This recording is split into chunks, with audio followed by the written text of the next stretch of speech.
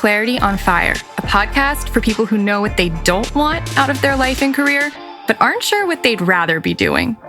In a world where it's easy to exist, but hard to feel alive, we, Kristen and Rachel, 2 certified life and career coaches, are here to help you cut through the information overload, get unstuck, and focus not just on how you can have a career you're passionate about, but how to create a whole life that feels fulfilling.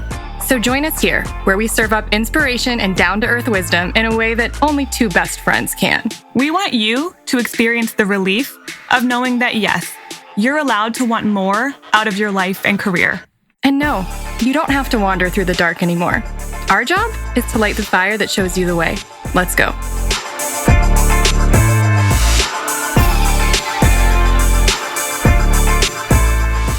Hello. Hey. What a story this episode will guide you through. Whew, this is a doozy of a story. But I from a repeat guest. Loved talking to Kristen Kalp again. I always love talking to Kristen Kalp. She's just so cool and fun and like real. And also I like her because she's a fellow type 4. And I don't know a lot of type 4s in real life. Yeah. There's a lot of type 4s I know of from afar. Like I know Glennon Doyle is a 4, which makes a lot of sense. Totally. Totally. But yeah, you don't know her. None of my friends are type 4s. That's not true. I think I might have a few like client turn friends who might be type 4s. None of our close coach friends. No one. Yeah. None of my like are 4s. None of my coach I have friends. plenty of fellow 9s. There's a lot of you guys. Mm-hmm. I think type 4s are actually kind of rare, which is something a type 4 would say. Whether or not it's true, of course you would think that. I think it might actually be a little bit true. But I had a new client recently asked me, when you're always talking about types on the podcast, what is that? What? You need to say Enneagram types. And I don't think everyone's heard all of our episodes. We're talking about the Enneagram. Okay, well, yes, you definitely need to hear our episodes about the Enneagram. So we did a 2-part series back in, I think, August 2019. We did bonus book club on the wisdom of the Enneagram. So scroll all the way back to August 2019 for part 1 and part 2 of the wisdom of the Enneagram. And then about 6 months after that, February 2020, we did another episode on the Enneagram about a very specific aspect called soul child theory, which sounds weird and dense, but actually is very interesting and illuminating. So you could go do that. So if you want an Enneagram deep dive, highly recommend. I also don't know that Kristen Kalp is like, I don't think she's listening to this, but she's like, why are you guys talking about the Enneagram on my episode? I actually think she would approve of it. I think she would be down yeah. for it. But it's so helpful. I think this is just a little aside. In addition to the passion profiles, it's one of the more helpful things that you can learn about in terms of, it's one of the more helpful assessments, especially in coaching.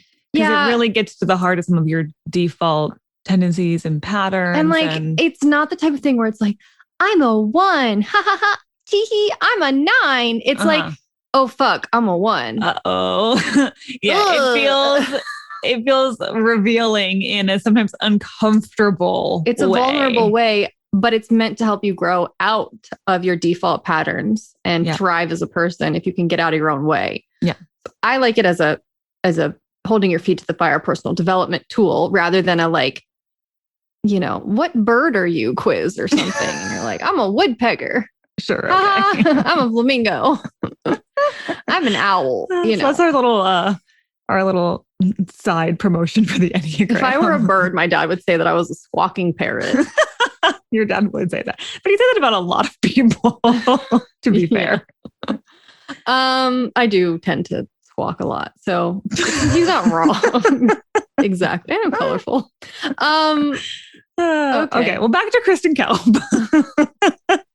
Who is our guest today? She would be a very colorful bird as well. She would be. Yeah, like be. Very like exotic, colorful bird. Have some flamingo. She's got the. I think that she would not be upset at that comparison. Yeah. But or something even more tropical and rare than that, like one of those that's got like those crazy plumes or something, like a peacock, maybe.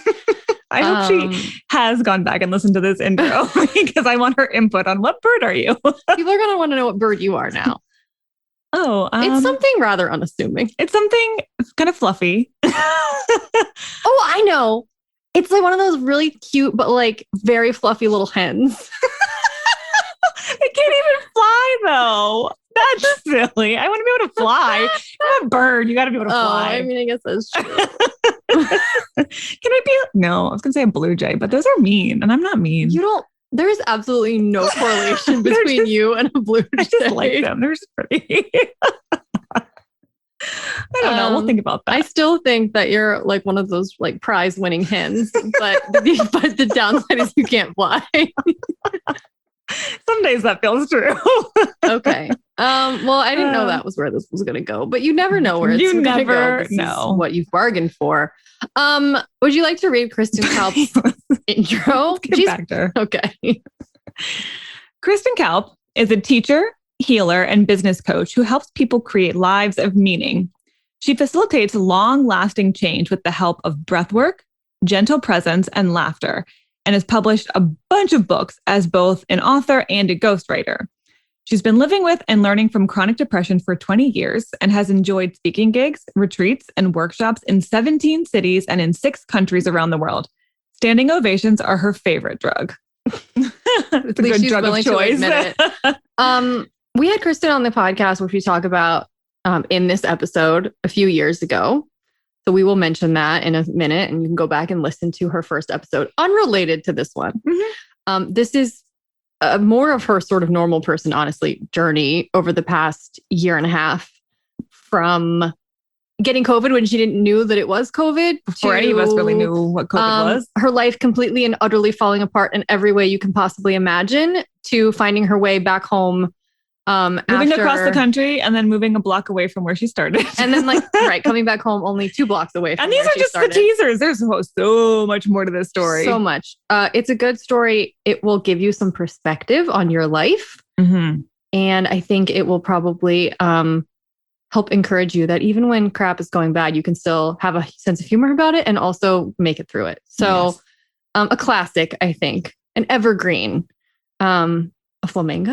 I don't know. They're always, they seem to be, That's true. They seem to just be pretty present. And I don't think they fly south. They're already south. Yeah, they're in all seasons in Florida type of situation. Somewhere I don't think Kristen would want to move. Probably not. Okay. We'll be back with less bird discussion after this episode. Hello, Kristen. Hello, other Kristen. Hello. There are 2 Kristens. I got confused and said hi to the first one. I'm sorry. We outnumber you, Rachel, today. That's fine. We've had a lot of Rachels on this podcast, and now it's time for some more Kristens. Now, Kristen Kalp is a repeat from 3 years ago. We will link to her episode last time. Kristen, I don't even remember if you know what you talked about last time you were here, but I do. We talked about space and breaking up with your phone and the technology addiction. So we will definitely link. And I know some of our people took your space course because they told me about it. Yeah. So some of them are going to be excited to see your name pop up again on their podcast feed. Awesome. Well, it's good that life has gotten so much less technological since then, with the pandemic and all. We're all just outside, never looking at our phones ever, as far as I know. Not spending half the day on Zoom. No. I had a client yesterday tell me, well, I was in meetings for 7 hours yesterday. Oh, God. And I was like, did you do something in a past life to deserve that? Brutal. Karmically, what are you paying for? Because that's just not right. My best friends live downstairs, and they honestly, they work from 8 to 5 with rarely a lunch break. And one of them is in meetings easily 7/8 of the time. And I'm like, that is my personal hell. Thank you for reminding me that no matter how hard entrepreneurship is, being in meetings for 7 out of 8 hours a day is my personal, I would not last a week. I would just, no, it's a bad place. I can't go to there. No, I genuinely think that my mental health would deteriorate rapidly, hospitalization. Probably. I feel like Zoom fatigue is already a thing for me, and I only ever have 2 or 3 Zoom meetings a week. How do you do it all day? It's amazing. I don't know. Okay, so the reason I wanted to have you on is totally different than the last time. We have been very casually following the crazy journey that you've been on. And what's funny is that earlier this month, we released an episode about the very like long, winding, circular route that one of my clients took to getting her dream job. And it took 13 years. And I'm like, wow, I guess that's the theme of this month. It's like long, weird, winding, circular journeys back to like ultimately where you sort of started, but different. Yeah. I guess that's what the universe wants us to be talking about this month.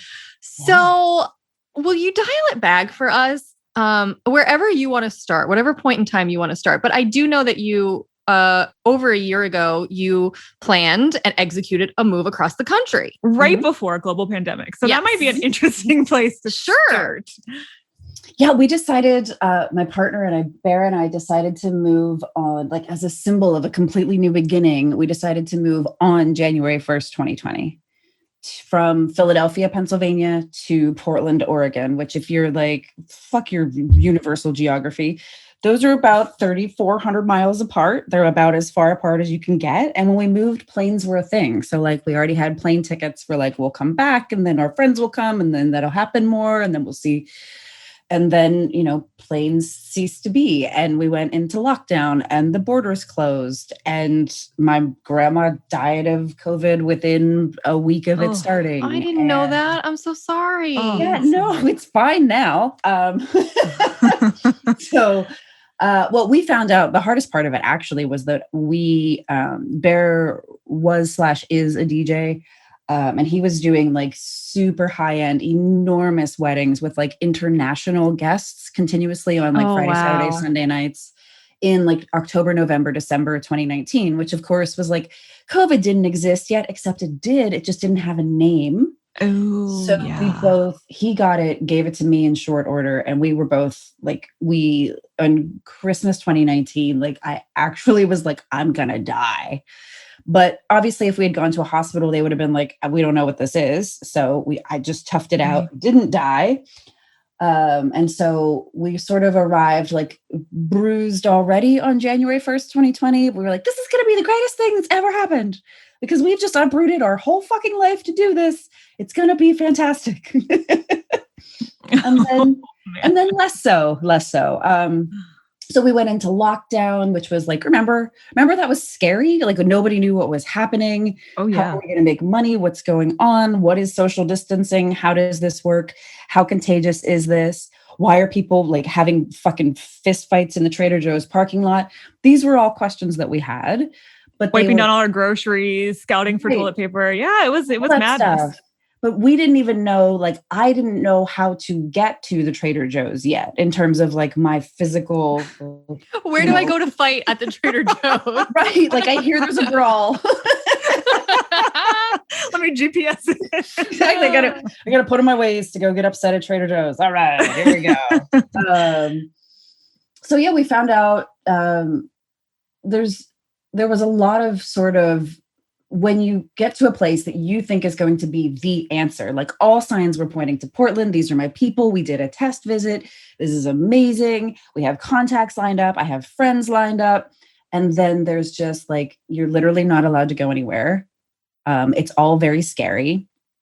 And you're just going to kind of sit by yourselves as the two of us because no one's going anywhere and no one's doing anything. So we were this completely isolated little bubble that smoked one hell of a lot of weed for about 6 months.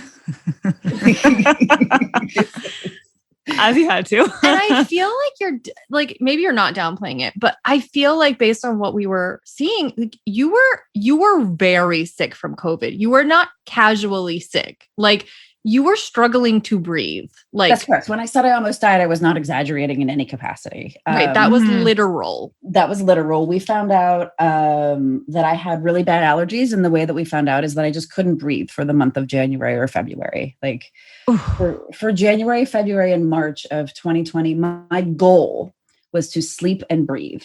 Those were goals. Wow. And then the part of it that I kind of didn't reveal because I didn't want to emasculate Bear was that like, there are no DJs. Like I was the breadwinner this whole time and he just got a job. So I can just tell you like I was the breadwinner the whole time. So like I'm fucking dying of COVID. And also like there's no lapse in how well I treat my clients or what I'm putting out into the world. Or there's no space for that. So it was a really, really like brutal, like you have got to figure some shit out and you've got to do it fairly quickly. And all of your dreams are falling apart and there's no time to give a fuck about that right now. Mm-hmm. So like, it was the worst year ever. It really like, if you were like 2020, because I just turned 40 and I was like, relative to turning 40, like a pandemic is nothing. Like, or I'm sorry, relative to turning 40, relative to a pandemic, turning 40 is nothing. Right. That there's not much that scares you once you've like almost died thousands of miles from your home while your relatives have funerals that you can't attend and the spiders are attacking and it's just raining every day and there's nothing to look forward to. There's nowhere to go. There's nothing to do. There's no escaping your life as it is. And your life is like sitting on the back porch of a rainy, tiny apartment, just watching the day pass very, very, very slowly, times so many days in a row. Kristen definitely wants to ask you about the spiders. Yeah. I read that email, so I know what you're talking I'm about. like, can we go back to the spiders that were attacking? Like, but is this Harry Potter? What's happening? No, it was horrific. Please, Kristen, please. It was awful. I didn't even like reading about it. Trigger warning for spiders. It really is. So what we found was that spiders are rather ubiquitous in Portland. And I was sort of like, I can handle this. I can do this. I'm not that afraid of them. Okay, I'm very afraid of them. And we would find that like you would be sitting outside and spiders would like drop onto your shoulder, sometimes alive, sometimes dead. You would just be like anywhere inside the house is fair game for like, and there's a spider. Once I brought these beautiful roses in from outside and Bear was like, ooh, ooh. And I was like, that noise means something bad has happened. And he was like, that's not a good one. Okay. So I brought a poisonous spider in when I was just trying to bring beauty into my home via the roses outside. There was a poisonous spider inside. So like, at every turn, there were spiders. And the most traumatic one was these little tiny, tiny, tiny red spiders. I was sitting outside trying to be all like, I'm sitting outside. I'm enjoying the pandemic. It's okay. It's okay. It's fine. And I see these little teeny, tiny red spiders just disappearing into my laptop under the keys. And then they never come out. Just like, I don't know what's happening. This is the most horrible thing. And then what do you do with that? You can't like call your Apple guy and be like, yo, some spiders, like they went in, they didn't come out. I don't know. Are they dead? I don't know. Why are they red? What's happening? Right. So the first thing I did when we got to Pennsylvania was I replaced the spider laptop. Like I couldn't deal with good energy change. Like we got to clear. We can't, there's no sage in the world. It's gonna. So we got the spiders. We got the almost dying. We got lockdown. We got unemployed partner who's also super depressed about it. We got in the pro column, we have a lot of weed. And that is all. That's it. And a cute dog. You got a cute dog. So cute. Cute. Kristen, in her email, she said that her landlord said the basement smelled like spiders. And Kristen was like, I didn't know it was possible for anything to smell like spiders. This is my nightmare life. Yes. Yeah. And then they fought to keep them that way because we were like, we will clean it. We will pay someone else to clean it. We will set this whole house on fire and burn it down. Whatever it takes to make the spiders smell go away. And they were very committed to keeping the spiders in there. So I just never went into the basement again. That was my solution. Right.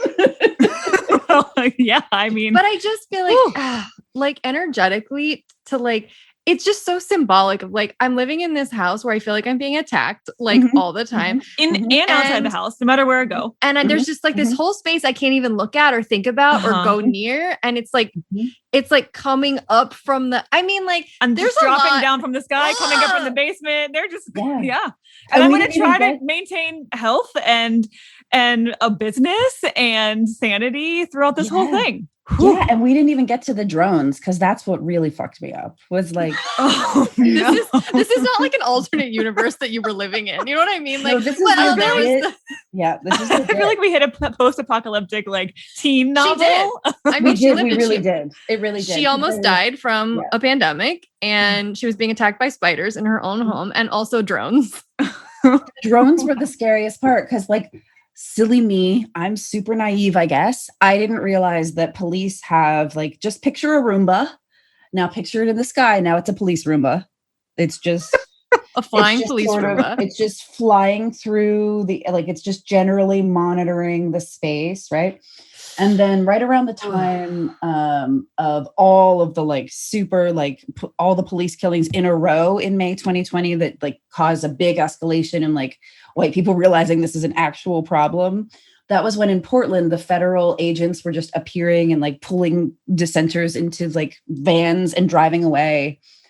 They were tear gassing the general public. Like Bear got tear gassed on the night that Ted Wheeler, Portland's mayor, got tear gassed multiple times. And the drones were just like, we would see them all the time. They would be like off the back porch or off to the side over at the bridge where there's usually some sort of like protests. They would be over the house, like around, like it was the first time I saw a drone, I didn't stop shaking for about a week. Because it went so Handmaid's Tale that I couldn't stop thinking that I was living in the Handmaid's Tale in terms of like surveillance. There is a drone. It is monitoring me. And it is about 10 feet from my porch. And at least the Handmaid's Tale doesn't have spiders. You know what I mean? Potato, you know? Right? It's like to add insult to injury. We're also going to throw in. Let's do that and a basement of spiders. Yeah. So, okay. Wow. First of all, kudos for surviving. Do you know what I mean? Like truly. Everything beyond that was just bonus. Yes. Yeah, it just sounds like I'm making it up. And I'm like, no, I promise I'm not making it up. And I'm not even exaggerating, because to exaggerate would be to do a disservice to how miserable it actually was. Mm-hmm. You know? So beyond just like, I need to breathe, I need to get through like this particular day, or maybe this particular hour. When do you start having some thoughts or moments like, I don't know that this is sustainable? Yeah. That was kind of every moment of every day, but I was very committed to being committed. Like we committed to moving here. We committed to staying here. We committed to making this journey. And frankly, like it costs a lot of money to move your shit across the country. Yeah. And so your step one is not, well, just move back. Right. Well, you had a vision and you still hold the vision. Yeah, of what it can be and feels like maybe will be if I just hang in there. Yeah. And then it was sort of worse and worse. And it became clear that Bear was not going to get a job because it's this very insular, like you have to know someone who knows someone who knows someone. And we talked with people about like, how long does it take you to get a job in Portland once you move here? And the answer was usually between 1 and 3 years. And I was like, fuck that noise. I don't have 3 years of this in me.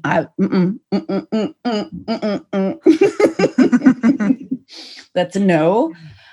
So one day in September, our friends that live downstairs now, we live in so imagine a huge house that looks like a gingerbread cookie, and it's a duplex.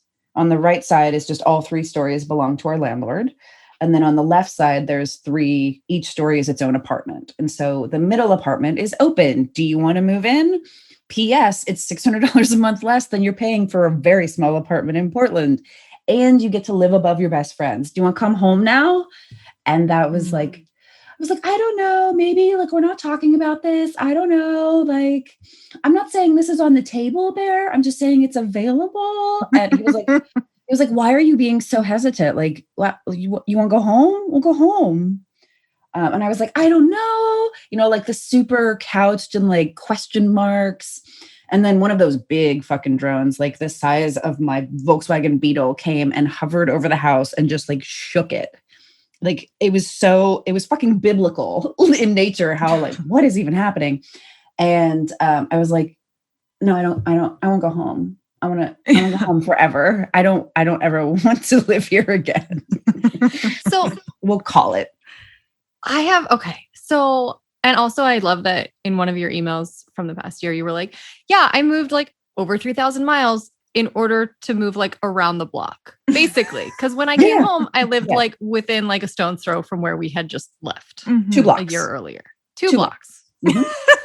That's the longest, most expensive roundabout way to get 2 blocks away. Yeah. So sometimes it feels like I was following the universe's directions, and this is not fair because I am Yes. it was so expensive. I was following the signals, and I guess Portland was just about learning lessons or something. So that's what I want to talk to you about, because I feel like you are the type of person, and so are we, who would try very hard to make meaning out of it. Yeah. So how have you tried to make meaning out of the absolute, like while you were in it and then afterward, how have you tried to turn this into something that actually makes sense? Yeah. So to be clear, while I was in it, I was like a horrifically whiny baby trying to recover from very, very deep illness. And it's funny now because I have enough strength to like say that it's funny now. I started to take my health really, really seriously because I had no other choice, because I was the breadwinner. And so I found a doctor that really helped with all sorts of things. She was taking a blood sample when I first went in, and she was like, well, that's going to have to be enough because your body it isn't strong enough to give me any more of a sample. And I was like, that's probably not good, huh? And she like avoids eye contact, walks out of room kind of a thing. Like, so it was really bad. And I was like, if I'm going to actually physically survive this, there's going to have to be a dedication on my part to my own health in a very deep and meaningful way.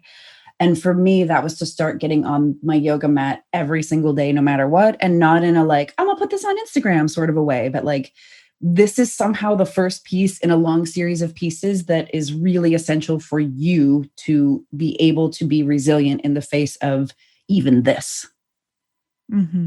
So I started to look at resiliency in a different way, that it wasn't just this like ability to brush off comments or ability to just keep going and going and going. It was also this like, life is objectively terrible. No one is arguing with you about that. And how do you make space to like move and maneuver and feel in some way safe in your own body and in this world, was a question that I had never had to answer, because lucky for me, I had never experienced police drones / a global pandemic at the same time that would keep me in this very, very small literal box, like 600 square feet. You know, like there was no escaping. There was nowhere to go. Nothing was open. We were supposed to stay inside. So I think that's the way universe got me to like really pay attention to those things, like fruits, vegetables, meditation, breath work, yoga, all of those things that are now just like absolutely daily. We're going to do these things because they keep your soul alive. I sort of went into them like kicking and screaming and fighting and flailing and saying, I don't want to, until I absolutely had to. Like a truly, truly back to basics. Like, how do I function through this day? What does my body or my mind or my like soul need in this moment so I can get to the next moment? Yeah, well, because I'm really good at the future. Like I was really good at, I can make plans for myself, for clients, like 2 to 3, 6 months out, a year out. Like the future and seeing the future has always come really easily to me. And for the scope of while we were in Portland, there's today. And don't even think about tomorrow, because look at today's headlines, honey. Okay. We don't need to worry about tomorrow, because it was also like, remember, as soon as we came out of the inauguration, we were all just like, oh, phew, that fascism's over for a while. But like psych, right? April 2020, May 2020, June 2020, we're watching no response happen from leadership, quote unquote leadership, right? So we're watching these headlines that just get increasingly like horrific. And the United States response to the pandemic is basically no response and go fuck yourselves. You'll figure it out. And so there was also that component that was like, if you try to sort of extrapolate on this, you will fall into such despair with what you see coming that you will be unable to function. So for your own sake, let's focus on the present. So for those 8 months, it was simply today and tomorrow, and like maybe I'll look at next week. And that was kind of all I could handle. And that's the first time in my life that's ever been so like today, and maybe we'll figure out what's happening next week. And that was as far as I could see. Oh, so, I think that you're the type of person, correct me if I'm wrong. Mm-hmm. I think you're the type of person who doesn't probably like to admit that she was wrong or doesn't like to give up. Like stubborn? Am I reading that correctly? You're correct in that, like, once you start to throw money at a thing, I'm like, oh, I'm into this thing. This is happening, right? Yeah. And so it's hard to know when is it time to cut your losses and when is it Right. like you just need to try harder and push through. Because my response is always try harder and push through. Well, that's what I'm getting at, Yeah. is that I feel like obviously going through a year like that, you would first think, oh, I guess I just need to like push through and stick it out, suck it up. And then eventually you're like, why am I doing this to myself? So when did it like at what point did you make the transition from I got to push through and stick this out and this is a test. The universe is testing me. And then like, no, I decline. I'm going to go home. I would say like it happened very suddenly in terms of like, I'm committed. Fuck this. Let's start having some conversations. And then we moved within 2 weeks of that. Yeah. And we flew, there was this deep sense in me of like, if you're going to get out, you have to get out right now. If you're going to get out, you have to get out right now. And normally my intuition is not that loud, not that direct, and not that dire. And so I was like, okay, if we're going to get out, we have to get out right now. Okay, here we go. So we left on the day that our moving van like pulled the fuck out of Portland. The Proud Boys did a parade past our house. Oh, wow. Look at you knowing right? when to get out. The moment to get out. Yeah. Yeah. And then the fires, remember Portland had that like, it had the worst air quality in the world at some point last summer. We left, I believe that was about 6 days before we left. Okay. Yeah. All right. So maybe another thing here is like your intuition, when you really need to listen, it is going to speak up. It's going to yell. It is. Because there's this time for like, I'm so committed and I need to push. And there's also this time for like, you're in real fucking danger, get out. And that one, as much as I like to push, that is one that I will always listen to because I don't have much of an alert system. I'm not naturally high strung. I'm not naturally a worrisome person. So when I get those sorts of messages that are super clear, direct, and just straight up like something bad's going to happen, you need to go, those I listen to 100% of the time. Now, am I correct in, again, we've been kind of casually following your story from afar. Am I correct in that the route home was not a walk in the park either? Yeah. The route home was like, we tried to road trip across the United States during a pandemic. I was scared out of my mind. And we broke down in Denver and they did the whole, like, it'll be ready tomorrow for 10 days in a row. And then we were like, I don't think it's going to be ready tomorrow. I think we need to get on a plane, which was the scariest thing in the world to me at the time. Nobody's vaccinated. Planes are like, any science plus getting on a plane in a pandemic equals you should be scared because there's no vaccine happening. We have to travel with the animals that we hope will not have to like be left somewhere or, have some sort of mishap there. So yeah, it took, I believe it was 10 days. We broke down in Denver. We were stuck there for a while and then we flew home and then our stuff came eventually like 3 weeks later, very slowly. Our car came 2 weeks later. Like, so we're just like broken. We have like, our fucking carry-on case and a cat, another carry-on case and a dog. I have my laptop. I was selling KK on Tap business coaching spots from a hotel in Denver. Like, it's fine. We're fine. It's fine. Don't you want to work with me? It's so glamorous to work with me, you guys. Well, and I wanted to bring that part of the journey up because I feel like in like our spiritual coachy type world, there's this belief that if you're on the right path and you're like doing the right thing, then it's going to be easy, right? Like it was hard and now you got the signs, go home, there's going to be flow and ease. And like, even then sometimes you have to wait in a hotel room in Denver and like pack up your animals on a flight in the middle of a pandemic just to do the thing that in your soul is the right thing. Like it doesn't mean it's going to automatically get easy. No, but at some level, so two things. The first thing is that at some level, I'm grateful that it was so bad that I don't feel at all bad about leaving. It wasn't like, this is okay and I'm just being a baby. It was so fucking bad that choice was made clear, which is actually helpful for me because I have a tremendous amount of stick it out power that happens. And then the other part of it is that it's not, I don't think that being connected to your intuition means that it's all going to work out. I think it means that you will always know what to do next. That's it. Yes, agreed. That's kind of all you get. And people are like, well, I need to know the next 19 steps in order to be able to move forward this one. And like, you only get the one. So we knew that we needed to go home. And when the car broke down, eventually we knew that we needed to get on a plane. And then, we moved to here. Even then, we moved into the apartment on the 3rd floor. And all of a sudden, our landlord was like, well, the 2nd floor is like nicer and bigger and it has this huge bathtub, but she's not moving for another 3 weeks. So we just lived in an apartment with our suitcase for 3 weeks upstairs. Like we didn't even get to nest or build right away. We just had to like live like vagabonds, basically. Yes. We had to sit in the not knowing and sit in the discomfort and sit in you don't even begin to start living your life here yet. You have to, it's another 3 weeks of just kind of sitting. You can't even like fully settle into the relief of being home because it still doesn't really feel like home because home is 1 floor down that you can't access yet. Correct.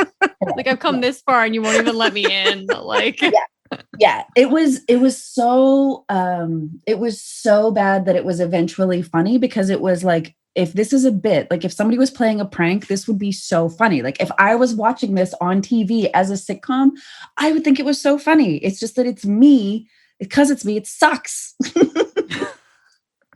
100%. Yeah. I mean, it's like we couldn't have planned it to be worse. Right. I mean, like I could have like lost a limb or been in a car accident or something. But like other than that, like it's really fucking bad. And so I didn't say much during this time because I don't ever want to just be like, yeah, it's really fucking bad. I always want to share like, there's a lesson here somewhere, even in this like terrible, horrible thing. And until I have the lesson, I'm probably going to be quiet for a while. So I was quiet for a long while.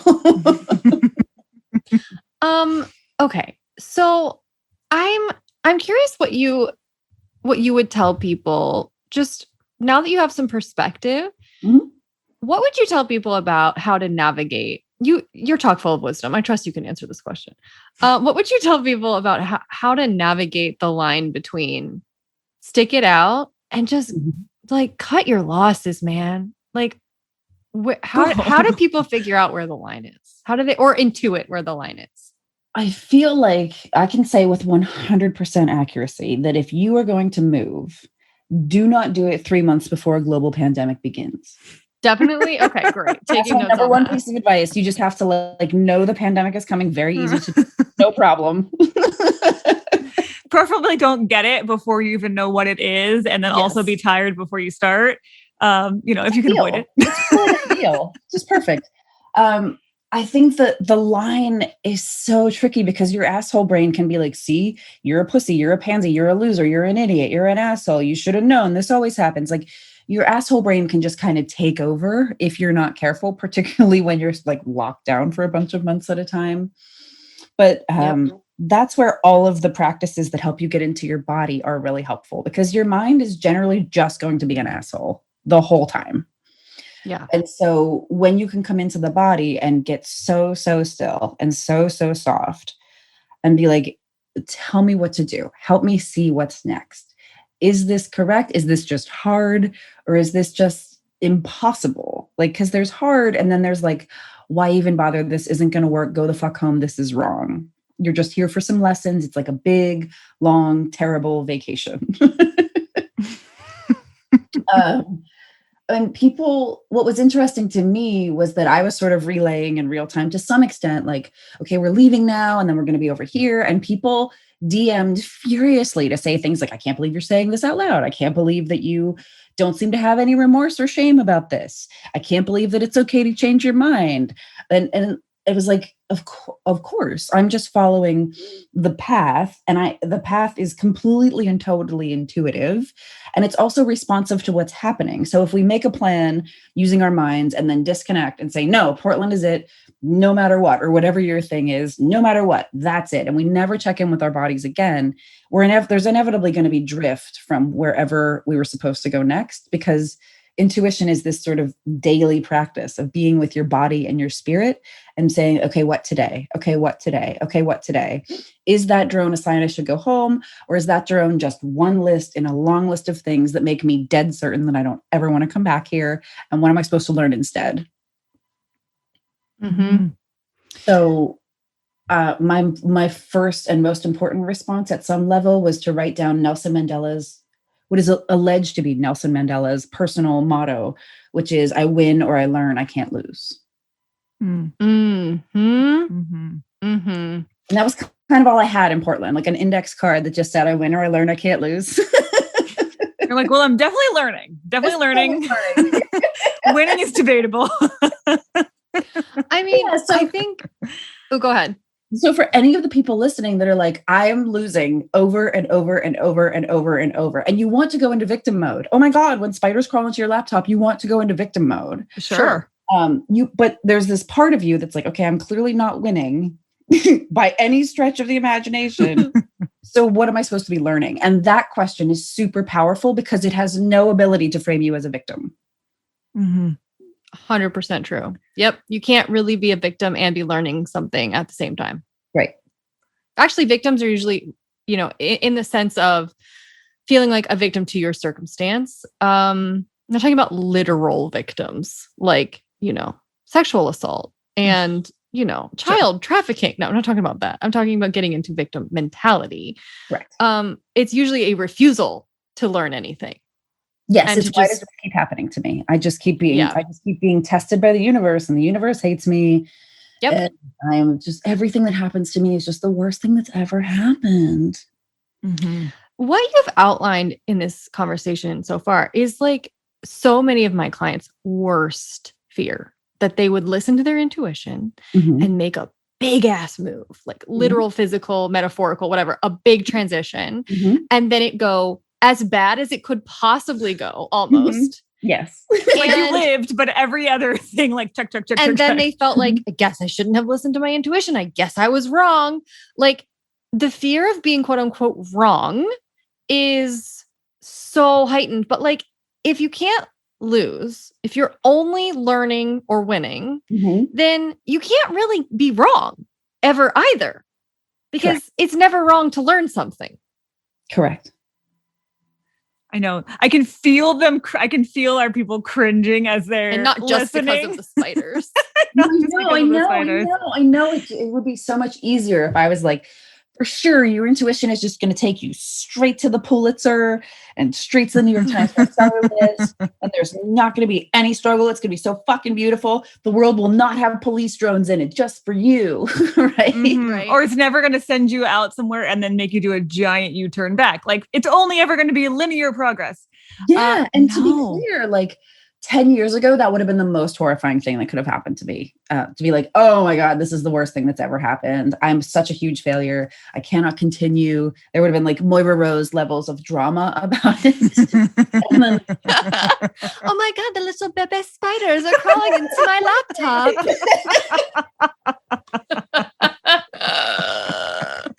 Oh my God. Yeah, I would have just crawled into the closet and like pulled the door shut and been like, I don't have a tip at this time. That's it. I'm out.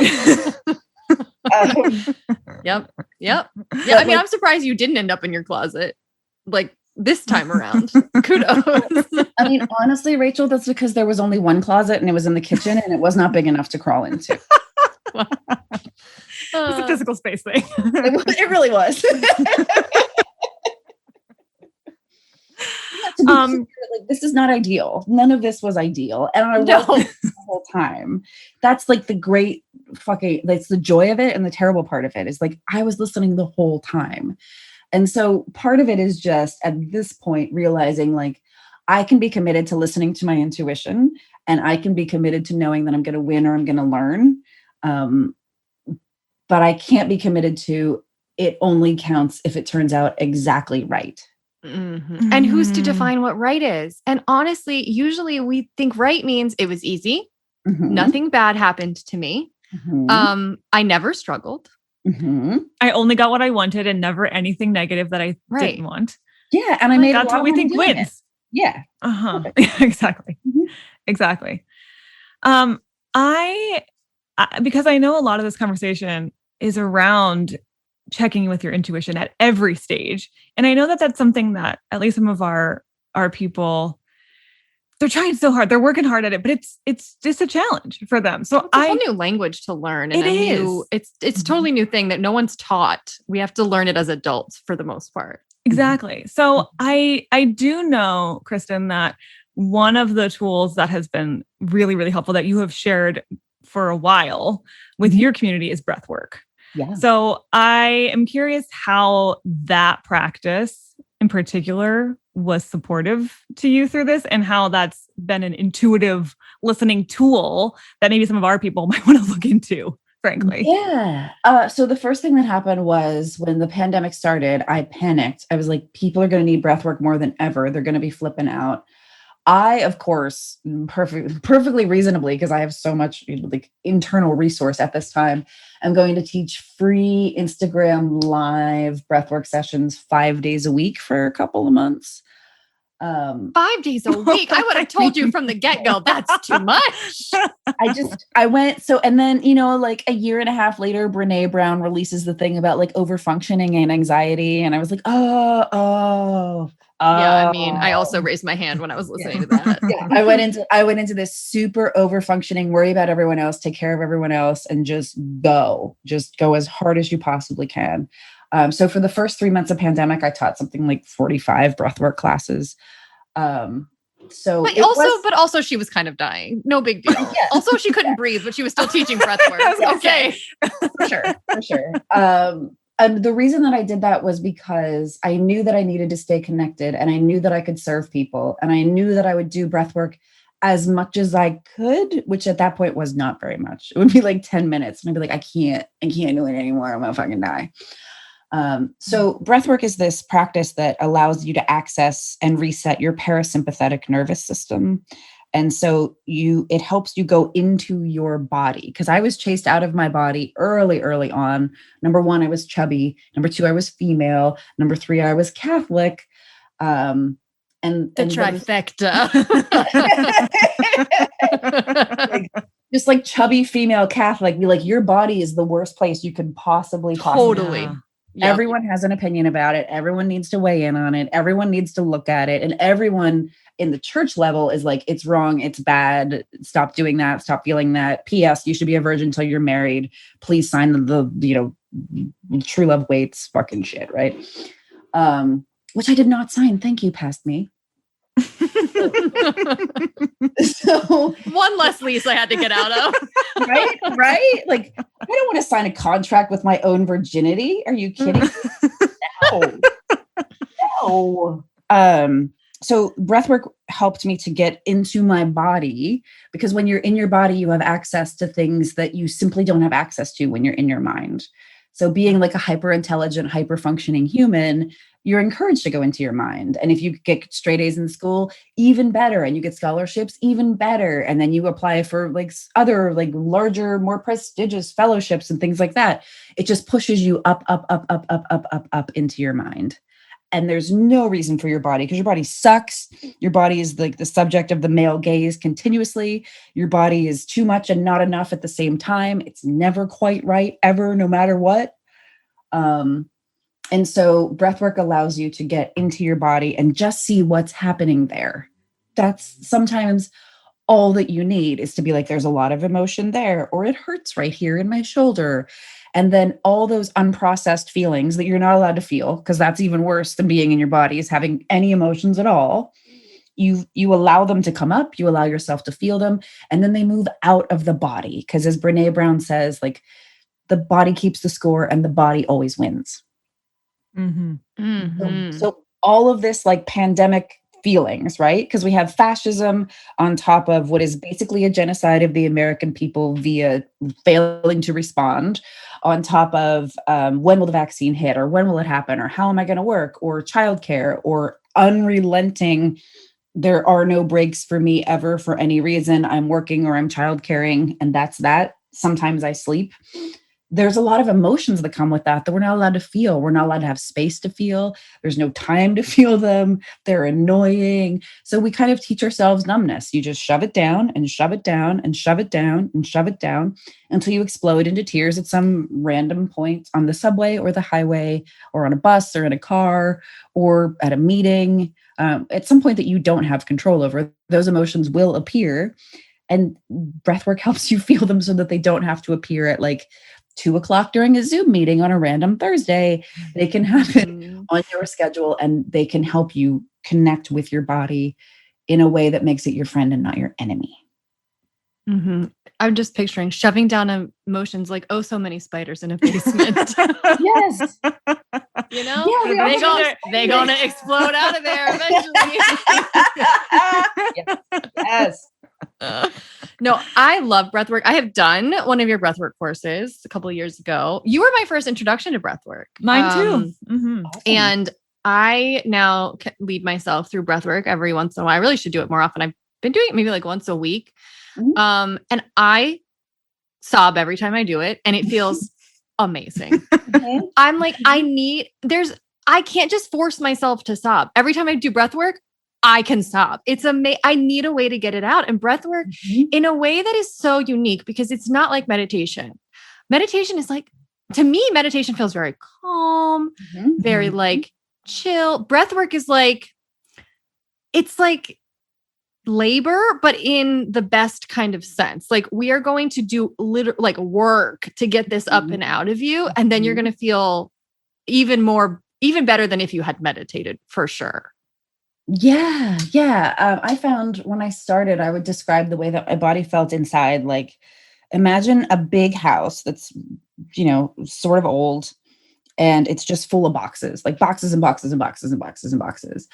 And breathwork just allows you to like clear out the boxes, open the boxes, see what's in the boxes, and just sort of move it all out. So at the very best sense of breathwork, you feel like you have access to like the whole house again, instead of just like these cramped, tiny spaces.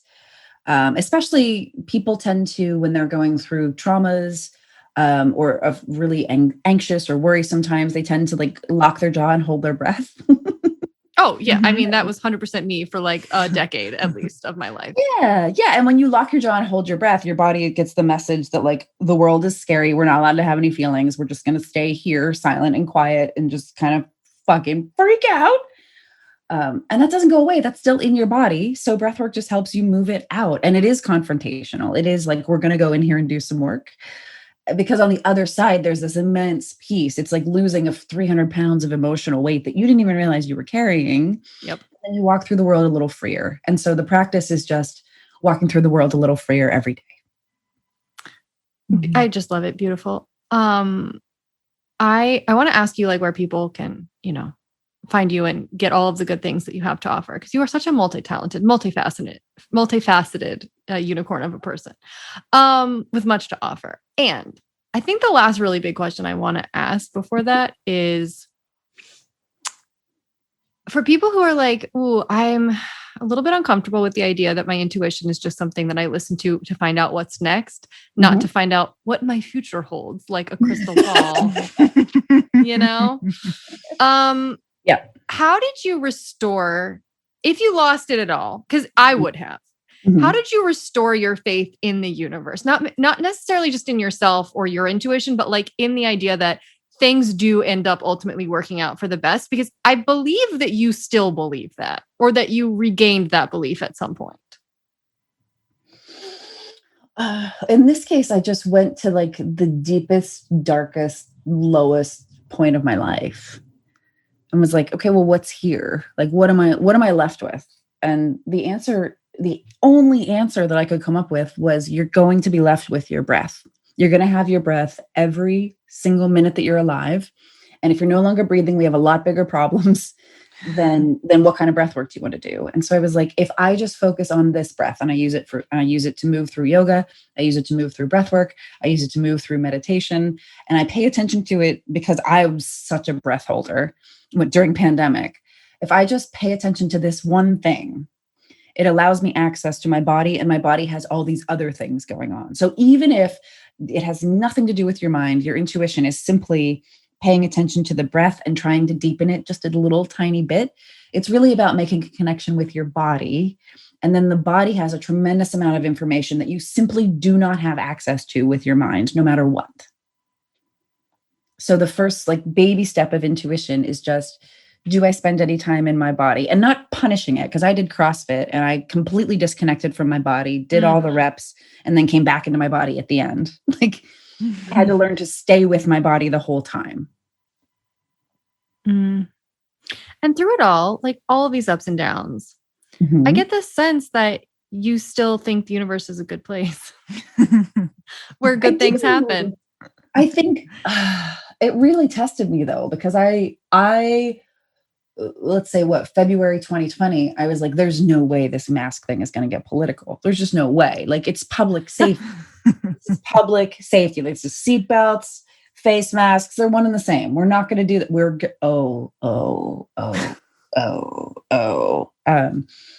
And it's taken a long time for me to be able to see that exists in the world. And also you exist in the world, and you can be the sort of counterbalance to that. Because that's sort of I'm going to move about the world and do whatever the fuck I want. And I don't care about anybody, and I don't have to wear a mask because I say so. And I fire my guns into the air.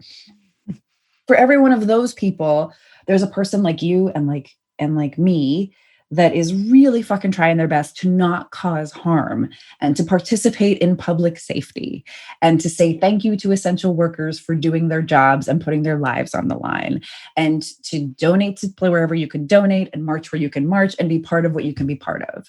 So I had to give up on this big idealistic view of for sure people will participate in public safety, and instead come to, for sure, exactly half the population will not participate in public safety. And this world is still worth moving through and living in. And that's why I'm talking to you now in June. And I moved in September. So that's been it's taken a long time to be able to come back to that place, because I was very much of that place. And then I lost it because fuck people that don't want to wear masks during a pandemic, you greedy assholes. And then I've come back to, okay, all right. But there's some movement toward real anger and real what the fuck are you even doing? And I would hope that I'm not alone in that sentiment. Oh no. You know what you've just done in the past hour is you've humanized the spiritual experience. Totally. They are not different. They are one and the same. They are. I wish the spiritual experience was kneel in front of a guru and have blessings bestowed upon you. And then your life fairies and roses and flowers blossom out of your head. I wish that was how it is. But it would appear that as humans, we have access to bodies and to breath and to minds and to hearts. And that's kind of all we get. And the rest is And so the spiritual path is just making connection with those things. Yeah. Oh, how can I not abandon myself when the whole world feels like it's falling apart and abandoning me? Yes. That is what I learned. Yes. Oh, good. I'm glad I summed it up for you. Yes. I feel go ahead. That's it. There's no need to abandon yourself, no matter what you've done, no matter what's going on, no matter how many drugs you've taken or whatever. There's no need to abandon yourself, because it does not get better when you abandon yourself. It gets much, much, much, much worse. And I can't imagine it having gotten worse for you. You know what I mean? Right. I don't know if you had. It could have. I mean, I could have really pushed it. I could have I was sort of chippy, I think is Glennon Doyle's word, with Bear. I could have pushed it into real rage. I could have pushed him away really hard and broken up, and that would have been way the fuck. True. Yeah. True. Yeah, there are ways that I could have personally made it worse. The circumstances are what they are, but you always have control of your response to the circumstances. And that's where body comes into play. Like sometimes your mind is just going ape shit and you just take a walk and then your mind calms the fuck down. Like body matters, and body matters as part of spirituality in such a big way because it's the key to the intuition and to feeling. And you need those things to be a whole human. And you've just made it so much more accessible because everyone has a body, everyone breathes, you're breathing right now. Like everyone has access to these are not like elite things that you have to go seek that guru for. Yeah. You have it all just by being a human being on the planet. Yes. Yes. It's all you get. You get a body and a breath, and then you ride it as hard as you can until you don't have those things anymore. They're not going to leave you. They're not going to leave you. And that learning to trust in those two things is, especially for women, I think a lifetime of work. But I will say that 2020 really pushed me into that place of like, oh, these things really, really, really, really matter. Yeah. Now, I have no idea how you're going to answer this question, but we're going to see like the spirituality, the humanity. I don't know which way you're going to go on this. If you had it to do over, would you go through this again? Or would you be like, peace out? I'm not doing that.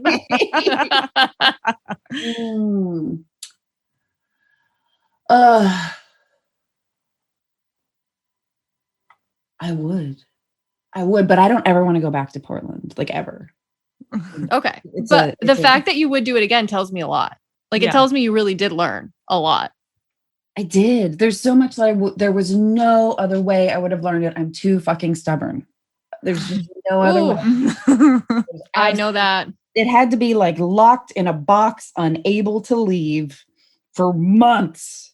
And now you will confront these things that you have not confronted, Kalp. Here we go.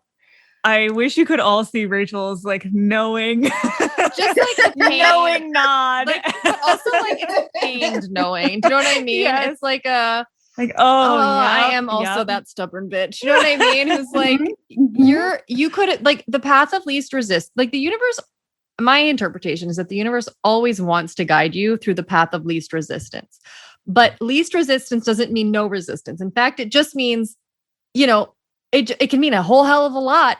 That might just be your path of least resistance is a ton of resistance. Yeah, I am that person too. Pretty resisty.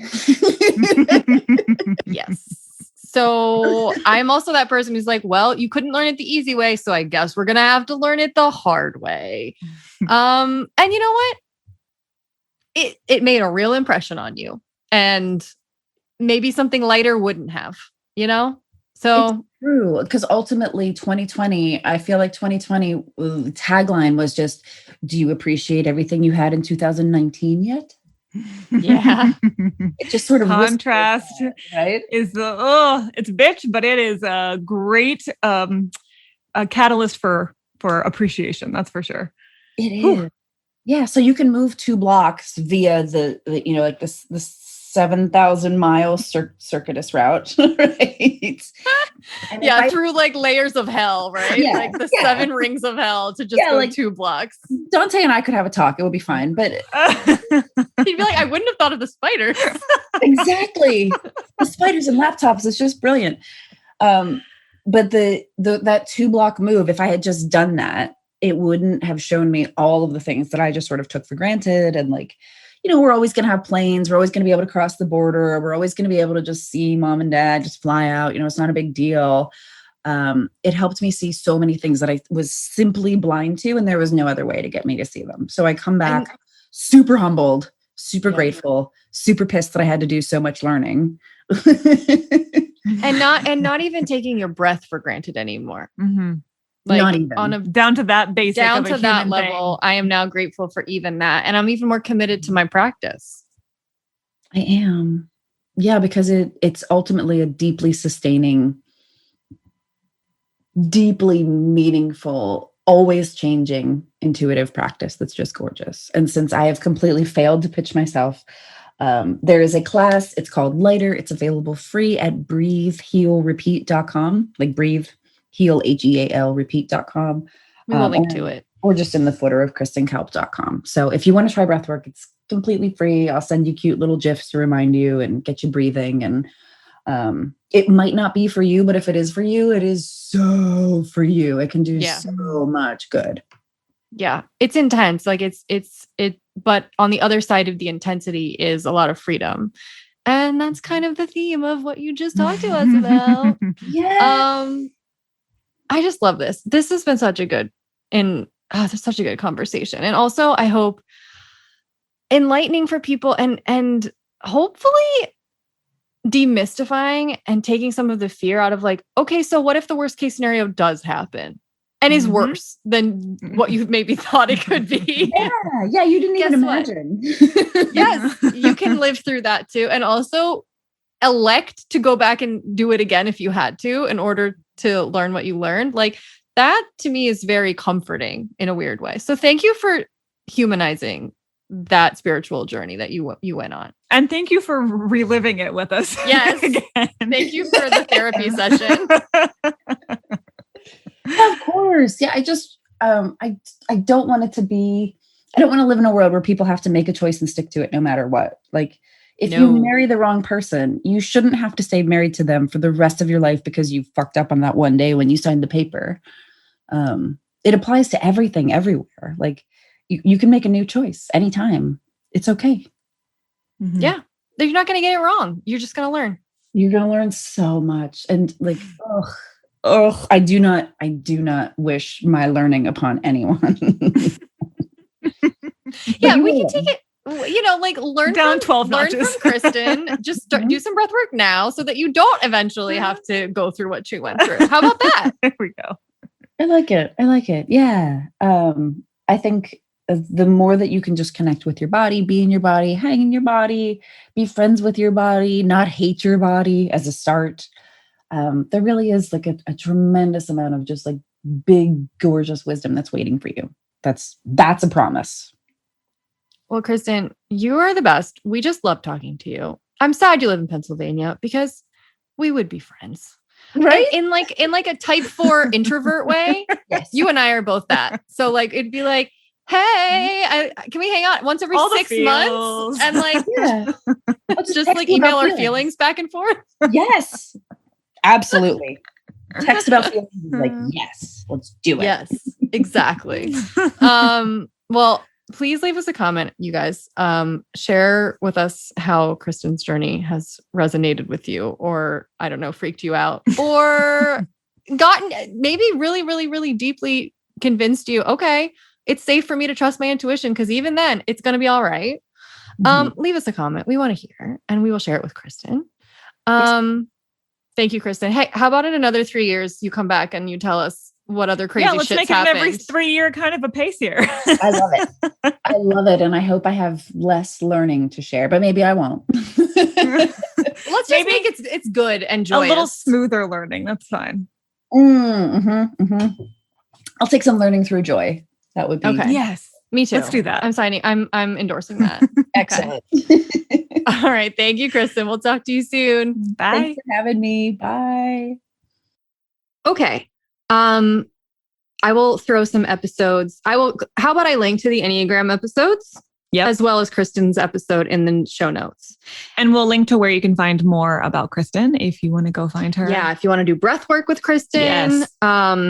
Though she did just say it was her breath work site is breathehealrepeat.com.